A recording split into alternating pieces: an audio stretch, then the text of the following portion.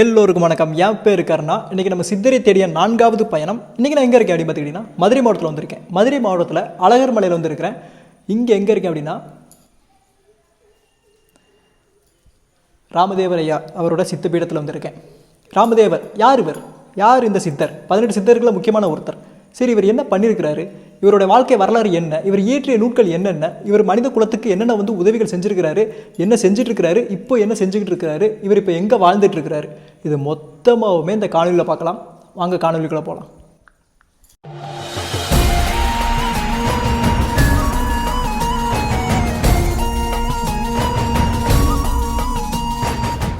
ராமதேவ சித்தர் இப்போ இருக்கிற நாகப்பட்டினம் மாவட்டத்தில் பிறக்கிறார். எப்போ பிறக்கிறார் அப்படின்னு பார்த்துக்கிட்டிங்கன்னா மாசி மாதம் பூரம் நட்சத்திரத்தை பிறக்கிறாரு. இவர் சின்ன பிள்ளையே தீவிரமான ஒரு அம்மன் பக்தராக இருக்கிறார். அதனாலேயே அந்த அம்மனோட அருள் இவருக்கு நிறைய கிடைக்குது. சிறு வயசே பார்த்துக்கிட்டிங்கன்னா அவருக்கு அஷ்டம சித்திகள் நிறைய அவருக்கு இதாக ஆரம்பிச்சிருது. ஜென்ரலாக சித்தர்கள் எப்படி ஒரு இடத்துலேருந்து இன்னொரு இடத்துக்கு போவாங்க அப்படின்னா கூடு விட்டு கூடு பாய்வாங்க. அதாவது உடல் இங்கே இருக்கும், அதை விட்டுட்டு ஆத்மாவை மட்டும் பிரித்து வேறு ஒரு ஊருக்கு போயிட்டு வேறு ஒரு இடத்துக்கு போயிட்டு அங்கே இருக்கிற உடல்களில் போய் புகுந்து அங்கே அவங்களுக்கு என்ன தேவையோ அது செய்வாங்க. ஆனால் ராமதேவ சித்தர் கொஞ்சம் டிஃப்ரெண்ட்டானவர். இவர் எப்படின்னா சஞ்சார சமாதி அப்படின்னு சொல்லுவாங்க. சஞ்சார சமாதி அப்படின்னா என்னென்னா அவர் உடம்போடையே ஒவ்வொரு இடத்துக்கும் போவார். எப்படி அப்படின்னு பார்த்தீங்கன்னா இப்போ கண் வேறு எங்கேயுமே பார்க்காது, கண் எதுவுமே பார்க்காது. அவருக்கு என்ன தேவையோ அதை மட்டும்தான் தெரியும். காது வேறு எதுவுமே கேட்காது, அவருக்கு என்ன தேவையோ அதை மட்டும் தான் தெரியும். ஒரு அற்புதமான ஒரு சித்தி, அற்புதமான ஒரு வித்தையை கற்று வச்சுருந்தாரு. சஞ்சார சமாதி அப்படின்னு சொல்லுவாங்க. அவர் உடம்போடையே தான் ஒவ்வொரு இடத்துக்குமே போகிறாரு. ஒவ்வொரு இடத்துக்கும் போய் அவரோட சித்து வேலைகள் எல்லாமே பண்ணுறாரு. ஒரு தடவை இதே மாதிரி காசிக்கு போகிறார். காசிக்கு போயிட்டு அங்கே அந்த கங்கை கரை இருக்குல்ல, அந்த விஸ்வநாதர் அவர் அருளால் சட்டைமுனி யார் தெரியும்? சட்டைமுனி சித்தர் அவரோட ஒரு விக்கிரகம், அதாவது சிலை, திருவுருவ சிலை எடுத்துகிட்டு திரும்ப நாகப்பட்டினம் கோயில் கட்டினார். இந்த மாதிரி நிறையா செஞ்சுருக்கிறாரு. இதே மாதிரி அவர் ஒரு தடவை இமயமலைக்கு போகிறார். அப்போது அங்கே இருக்கிற சித்தர்கள் சொல்கிறாங்க, சித்தனே நீ மெக்காவுக்கு போ, அதாவது அரபு நாட்டுக்கு போ, அங்கே தான் காயக்கற்ப மூலிகைகள் இருக்குது, அதை வச்சு நீ மருந்து தயாரித்து மனித குலத்துக்கு நீ உதவி செய்ய அப்படின்னு சொல்கிறாங்க. நம்ம ராமதேவ சித்தரோட ஒரு அடிப்படை தத்துவமே என்னென்னா மனித ஒற்றுமையாக இருக்கணும். மனித ஒற்றுமைக்காக தான் அவர் பாடுபடுறாரு. அதை பற்றி நிறைய புத்தகங்கள் கூட எழுதியிருக்கிறாரு. அவங்க அந்த முனிவர்கள் சொல்கிறாங்க, அந்த சித்தர்கள்லாம் சொல்கிறாங்க. அதை ஏற்றுக்கிட்டு ராமதேவ சித்தரும் போகிறார். எங்கே போகிறாரு? மெக்கா போகிறாரு. எப்படின்னா அந்த சஞ்சார சமாதி அந்த ஒரு வித்தையை வச்சுக்கிட்டு மெக்காவுக்கு டேரெக்டாக போயிடுறாரு. இவருடைய குரு யார் அப்படின்னு பார்த்துக்கிட்டோம்னா புலத்திய சித்தர். புலத்தியர் அவர் யாருன்னா கமலமுனி இருக்கார்ல, அவருடைய பேரன் அப்படின்னு சொல்லலாம். புலத்தியரோட இவர் சித்தர். இவருக்கும் நிறைய சீடர்கள் இருந்தாங்க. அவருக்கு கருவூராரும் சித்தரா, அதாவது குருவாக இருந்திருக்காரு. கருவூராரும் குருவாக இருந்திருக்காரு. ஆனால் புலத்தியர் தான் மெயின் குரு அப்படின்னு சொல்லலாம். அற்புதமாக இருக்குது இந்த இடம், அற்புதமாக இருக்குது.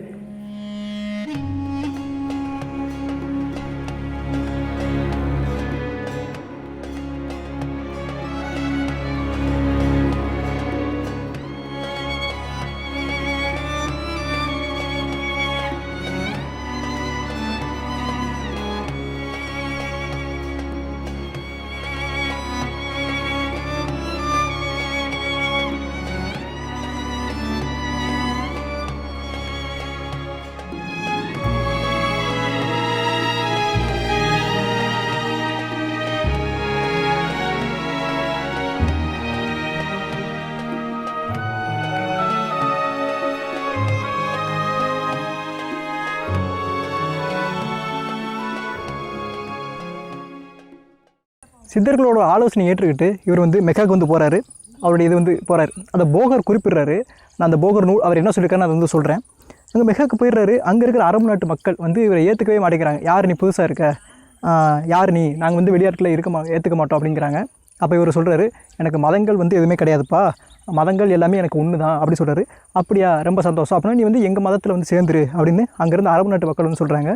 இவரும் அவ்வளோதானே, இப்போ என்ன கெட்டு போச்சு அப்படின்ட்டு போய் சேர்ந்துடுறாரு. அவங்க இவருக்கு ஒரு பேர் வைக்கிறாங்க, யாக்கோபு அப்படின்னு ஒரு பேர் வைக்கிறாங்க. இவரும் அதை மாறி, அதாவது ஒரு இஸ்லாமியராக மாறி அரபு நாட்டு மக்களோடைய ஒன்றி வாழ்ந்தார். அங்கே நிறைய நூல்கள், மூலிகை நூல்கள் மூலிகைகளை பயன்படுத்தி நிறைய நூல்கள் எழுதியிருக்கிறார். நிறைய உதவிகள் நிறைய செஞ்சுருக்கார். அங்கேயே அவருக்கு கீழே நிறைய சீடர்கள் வந்தாங்க. அந்த மக்களுக்கு இவர் ரொம்ப பிடிச்சு போச்சு. அவருடைய மதிப்புக்கும் மரியாதைக்கும் உரியவராக மாறுகிறார் ராமதேவ சித்தர். அவரை பற்றி போகர் சொல்லியிருக்காரு. போகர் 7000 அப்படிங்கிற நூலில் என்ன சொல்லியிருக்காரு உங்களுக்கு சொல்கிறேன், கீழே கொடுக்குறேன். நேரப்பா ஓமம் என்ற சித்து நெடிதான மலையனைத்தும் பழக்குஞ்சித்து அப்படின்னு சொல்கிறார். அப்படின்னா அவரோட சித்தியினால் வந்து இங்கேருந்து மெக்கா போயிடுறாரு அப்படின்னு சொல்கிறாரு. இன்னொன்று என்ன சொல்கிறாருன்னா, நாமமுடன் நபிநாயகன் தன்னைக்கான நன்னயமாய் மக்கபுரி போனார் தாமே அப்படிங்கிறாரு. நபிகள் நாயகத்தை பார்க்குறதுக்கும் இவர் போனார் அப்படின்னு சொல்கிறாங்க. இன்னொன்று கடைசி என்ன சொல்கிறாருன்னா, சிறப்புடனே சுண்ணத்து செய்து மல்லோ திண்டிடவே ரொட்டியது தானும் ஈந்து சிறப்புடனே அசனேசன் என்று கூறி அப்படிங்கிறாரு. இவர் போய் அந்த சுண்ணத்தை பண்ணி அவங்களும் மாறிட்டார் அப்படிங்கிறத வந்து போகர் தெளிவாகவே வந்து குறிப்பிட்டிருக்காரு. மக்களுக்கு உதவி செஞ்சார் அப்படிங்கிறத வந்து இவர் குறிப்பிட்டிருக்கார். அவ்வளோ அற்புதமாக அங்கே வந்து உதவி செஞ்சார், மக்களுக்கு நிறைய உதவிகள் செய்கிறாரு. அந்த ஒரு வேற்றுமை எதுவுமே பாராமல் ராமதேவர் ஐயா வந்து யா கோபு அவர் கீழே அதுக்கு ஒரு ஸ்பெல்லிங் கொடுத்து வந்து இவர் வந்து நிறைய உதவிகள் செஞ்சார். அதுக்கப்புறம் போகர் வந்து சொல்கிறாரு, அவர் முன்னாடி தோன்றி, ராமதேவரே நீங்கள் வந்து இவ்வளோ காலம் இங்கே இருந்தது போதும், நாடு திரும்பி சதுரகிரிக்கு போய் நீ இப்போ பண்ண இந்த மூலிகை ஆய்வுகள் ஆராய்ச்சிகள் இது எல்லாமே அங்கே போய் ஒரு நூல்களாக வந்து எழுது அப்படின்னு சொல்கிறாரு. அவருடைய வாக்கினை பெற்றுட்டு திரும்ப வர்றார். ராமதேவர் திரும்ப சதுரகிரிக்கு வந்து வர்றார்.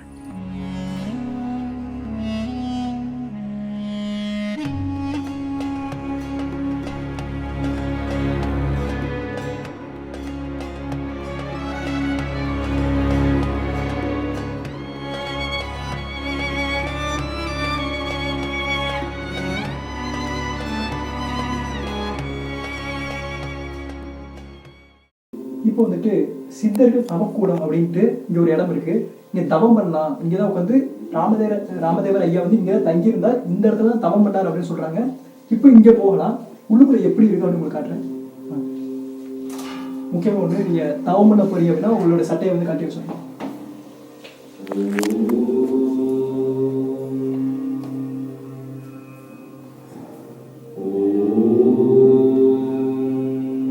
இங்கே வந்து உண்மையிலேயே ஒரு வைப்ரேஷன் ஃபீல் பண்ண முடியுது. இங்கே 18 சித்தர்களை வந்து சுற்றி வச்சுருக்காங்க. நான் காட்டுறேன். நந்திதேவர், அகத்தியர், பதஞ்சலி, அப்படியே ஒவ்வொருத்தரும், ராமதேவர்,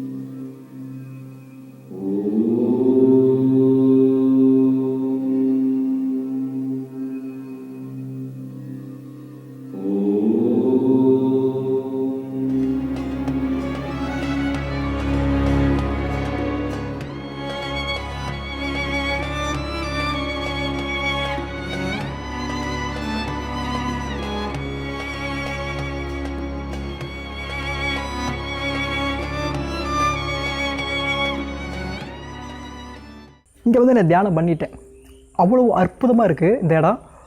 உள்ளுக்குள்ளே நீங்கள் போனீங்க அப்படின்னா 18 சித்தர்கள் சூழ அந்த மந்திரங்களுக்கு ஏற்ப நீங்கள் வந்து தியானம் பண்ணுவீங்க.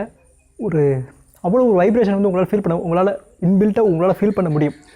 இதுக்கு மேலே என்னால் எப்படி எக்ஸ்பிளைன் பண்ணுறது தெரில. அந்த ஒரு உணர்வை எப்படி வெளிப்படுத்துறதுன்னு எனக்கு தெரில. ஆனால் நீங்கள் வந்தீங்கன்னா உங்களுக்கு அவ்வளோ ஒரு பாசிட்டிவ் வைப்ரேஷன் வந்து நீங்கள் கண்டிப்பாக ஃபீல் பண்ண முடியும். அப்படிங்கிறத மட்டும் நான் சொல்கிறேன். நான் எவ்வளோ நேரம் தியானம் பண்ணேன்னு எனக்கே தெரியாது. ஆனால் நிறைய நேரம் தியானம் பண்ணேன். மைண்ட் ஃபுல்லாகவே ஏதோ ஒரு வைப்ரேஷன் ஃபீல் பண்ண மாதிரி இருக்குது. சரி, நீங்கள் கண்டிப்பாக இங்கே வந்து செக் பண்ணுங்கள், ட்ரை பண்ணி பாருங்கள் இதை.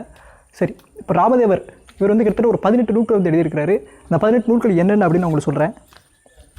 ராமதேவ வைத்திய காவியம், ராமதேவ நிகண்டு, ராமதேவ ஜாலம், கலைஞானம், சிவயோகம், வாதசூத்திரம், கலங்கம், பரிபாஷை விளக்கம், இந்த மாதிரி நான் உங்களுக்கு சைடில் கொடுக்குறேன். இந்த மாதிரி ஒரு 18 நூல்கள் வந்து எழுதியிருக்கிறாரு.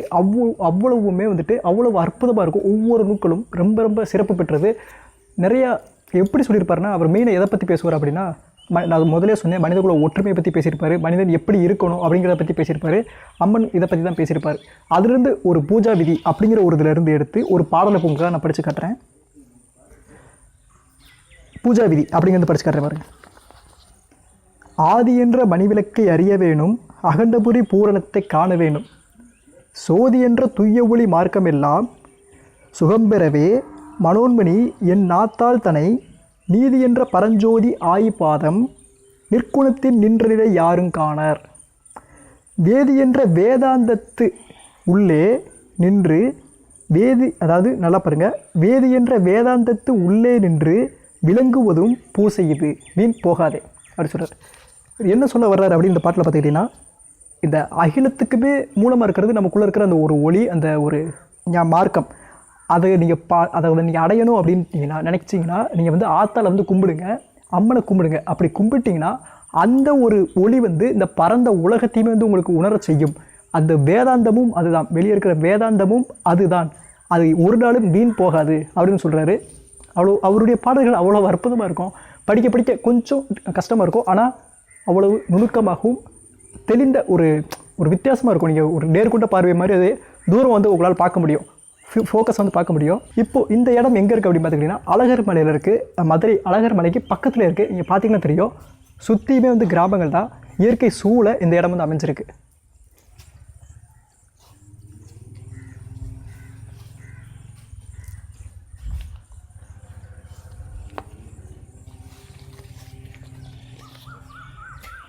இந்த ராமதேவர் ஆலயம் வந்து பார்த்துக்கிட்டிங்கன்னா மிக நுணுக்கமாக கட்டப்பட்டிருக்கு. எனக்கு ரொம்ப ரொம்ப பிடிச்சிருக்கு. என்னென்னா இப்போ கீழே இருக்குது பாருங்களேன், கீழே தான் உள்ளுக்குள்ளே வந்த உடனே இந்த சபைகள் வந்து இருக்கும். இந்த சபைகளுக்கு அதாவது நீங்கள் வந்த உடனே கீழே வந்துட்டு 18 சித்தர்கள் சூழ தியானம் பண்ணுறதுக்கான இடம் இருக்குது. நீங்கள் படிக்கட்டு ஏறி போகணும், 18 படிக்கட்டு ஏறி போகணும். ஏறி போனீங்கன்னா ராமதேவர் ஐயா வந்து தரிசிக்க முடியும். ஏன் 18 படிக்கட்டுகள்? அவர் எழுதிய நூட்கள் 18. அதற்கும் மேலே நிறைய சிற்பங்கள் ஒரு 9 வடிவ அந்த இதில் வந்து கட்டியிருக்கிறாங்க. அவ்வளோ அற்புதமாக இருக்குது இந்த இடம். பாருங்களேன், ஒவ்வொரு சிலையுமே நுணுக்கமாக இருக்கும்.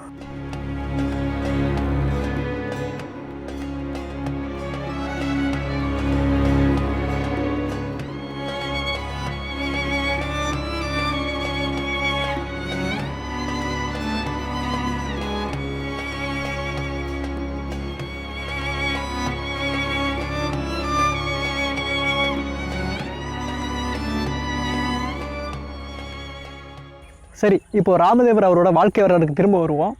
அங்கே வந்து போகர் சொல்லிட்டாரு, அரபு நாட்டில் அவர் இருக்கிறப்ப போகர் சொல்கிறாரு சதுரகிரி போன்னு சொல்லிட்டாரு சொன்னல. இவர் சதுரகிரி வர்றார். சதுரகிரி வந்து அந்த நூட்களை வந்து நிறையா எழுதுறாரு, நிறைய நூட்கள், அந்த மருத்துவ குறிப்புகளை வந்து நிறைய நூட்கள் வந்து எழுதுறாரு. அதற்கு அப்புறம் வந்துட்டு அவருடைய சீடர்கள், அவருக்கு நிறைய சீடர்கள் இங்கே வந்து இருக்கிறாங்க. அந்த சீடர்கள்லாம் சொல்கிறார், நான் வந்து சமாதி ஆக போகிறேன் அப்படின்னு சொல்கிறாரு. இவங்களாம் உடனே பயந்துறாங்க, ஐயோ என்னங்க அப்படின்னு சொல்லிட்டு சொல்கிறாங்க. அவர் சொல்கிறாரு, ஒன்றும் பயப்படாதீங்க, நான் வந்து மருத்துவ ஆராய்ச்சிக்காகத்தான் போகிறேன், உள்ளே போயிட்டு 10 வருஷ காலம் கழித்து திரும்ப வருவேன், 10 வருஷம் கழித்து திரும்ப வருவேன் அப்படி சொல்கிறார். சொல்லிவிட்டு உள்ளே போயிடுறாரு.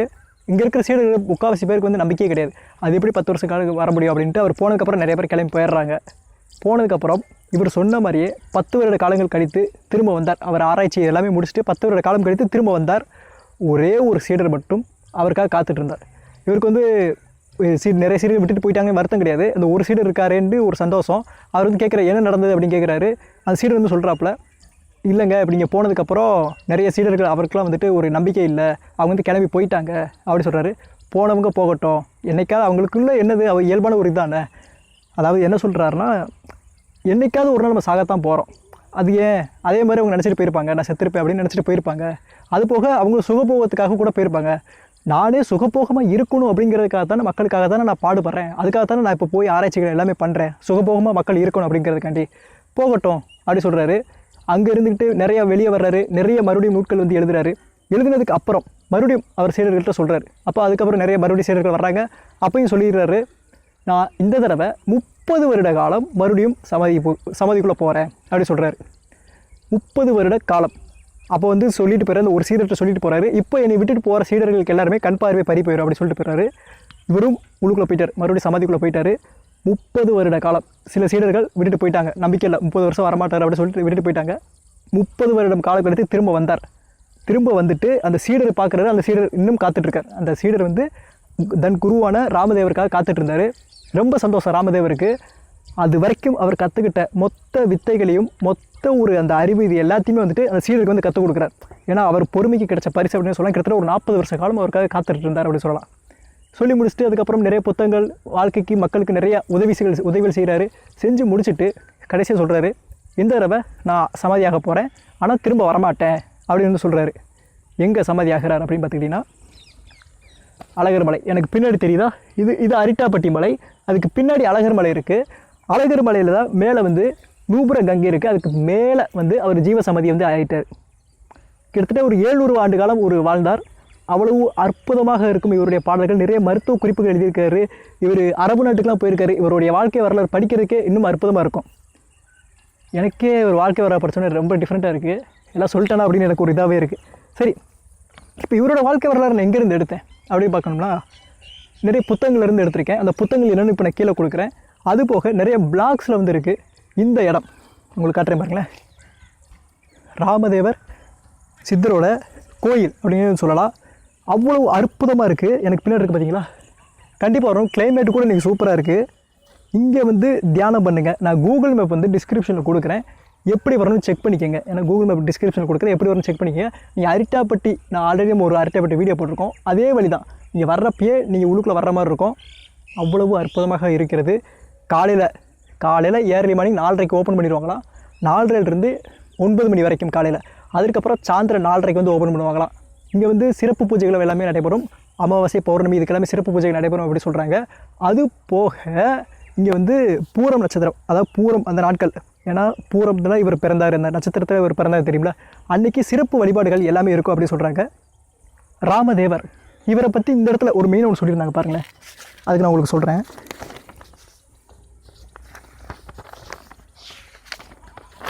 ராமதேவரை எப்படி வழிபடணும் அப்படின்னு இவங்க ஒரு குறிப்பு கொடுத்துருக்காங்க. அது ரொம்ப அற்புதமாக இருக்குது. சித்தர்களை நீங்கள் பார்க்கணும், உங்களுக்கு ஒருவேளை சித்தர் நம்பிக்கை இருக்கோ இல்லையோ, சித்தர்களை பார்க்கணும் அப்படின்னா அவங்க ஒரு வழிமுறை கொடுத்துருக்காங்க ராமதேவரை பார்க்குறதுக்கு. இப்படி நீங்கள் வழிபட்டிங்கன்னா கண்டிப்பாக அவர்களுடைய அருள் கிடைக்கும். எப்படி நான் சொல்கிறேன் பாருங்கள். போற்றி இந்த பாடல்கள் இருக்குல்ல, அது 16 போற்றி வந்து சொல்கிறாங்க. அதுவும் நான் இப்போ கொடுக்குறேன். ஓம் ஸ்ரீ சிவசக்தியை பூஜிப்பவரே போற்றி, ஓம் ஸ்ரீ சாந்த சொரூபவரே போற்றி. இந்த மாதிரி ஒரு 16 போற்றிகள் இருக்குது. இதை வச்சுட்டு ராமதேவர் வந்து கடைசி ஓம் ஸ்ரீ ராமதேவ சித்த பெருமானே போற்றி என்று 108 முறை பிரார்த்தனை செய்யணும். மனமாற உருகி பிரார்த்தனை செய்யணும். ஏன்னா சும்மா போய் மந்திரம் சொல்கிறதால கிடையாது, மனமாற உருகி பிரார்த்தனை செய்யணும். அதாவது நம்ம 5 புலங்களையும் அடக்கி பண்ணணும் அப்படின்னு சொல்கிறாங்க. இதை நான் கீழே வந்து கொடுக்குறேன், எப்படி செக் பண்ணிக்கங்க. நீங்கள் நம்பினாலும் நம்பாவிட்டாலும் இன்றைக்கும் சித்தர்கள் இருக்கிறாங்க அப்படிங்கிறதா உண்மை. அது எப்படி இருப்பாங்க, அதில் இருக்க மாட்டாங்க அப்படின்னா அதெல்லாம் இல்லை, இருக்கிறாங்க. அவங்கள வந்து உங்களால் நேராக பார்க்க முடியலனாலும் உணர முடியும். ஏன்னா கடவுளையே நம்மளால் உணரத்தான் முடியும், நேராக பார்க்க முடியாது. அவ்வளோதான். நான் இன்றைக்கி ராமதேவரை பற்றி உங்களுக்கு எதாவது சொல்லியிருப்பேன், இந்த இடத்த நல்லா காமிச்சிருப்பேன் அப்படின்னு நம்புகிறேன். கண்டிப்பாக நீங்கள் வந்து பார்க்கணும். ராமதேவருக்கு ஒருவேளை உங்களுக்கு சித்தர் நம்பிக்கை இல்லை அப்படின்னாலுமே இந்த கோயிலுக்கு வாங்க. இந்த கோயிலுக்கு வந்துட்டு கீழே வந்து இந்த தியானம் பண்ணுங்கள். வேறு லெவல் உங்களுக்கு ஒரு அனுபவம் வந்து கிடைக்கும். கண்டிப்பாக இங்கே வந்து வாங்க. அவ்வளோதான், இந்த வீடியோ முடிஞ்சு. இந்த வீடியோ பிடிச்சிருந்தாலும் பிடிக்காவிட்டாலும் கமெண்ட் பண்ணுங்கள். உங்களுடைய கருத்துக்கள் வந்து கண்டிப்பாக இது பண்ணுங்கள். உங்களுக்கு எதாவது கேள்விகள் இருக்குது அப்படின்னா என்னோடய இமெயில் அட்ரஸ் எல்லாமே கீழே இருக்குது. அப்புறம் என்னோடய இன்ஸ்டாகிராம் ஐடி நான் கொடுக்குறேன், செக் பண்ணிக்கோங்க. அடுத்த வாரம் வெள்ளிக்கிழமை சித்தர் பயணம் தொடரும்.